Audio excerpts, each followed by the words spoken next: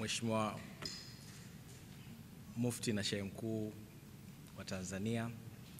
nikizingatia itifaki yote ya viongozi wangu mliopo hapa pamoja na mwenyekiti wa shughuli ambao umeitangaza hivi punde, kwa niaba ya wakuu wa wilaya wenzangu, kwa niaba ya mkuu wetu wa mkoa wa Dar es Salaam Mheshimiwa Albert John Chalamila,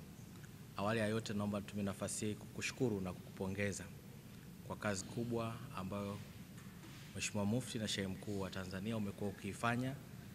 kuombea dua nchi yetu, kumwombea rais wetu na kuombea viongozi wake wote na kuiombea serikali.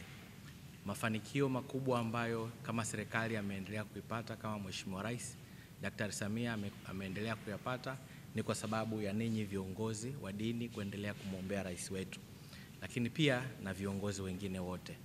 Lakini pia tunaendelea kutumia nafasi hii kukushukuru Mufti wetu na Sheikh Mkuu wa Tanzania. Amani ambayo tunaipata kama Tanzania inawawezesha wakulima, wafanyabiashara na watu wote kufanya shughuli zao vizuri,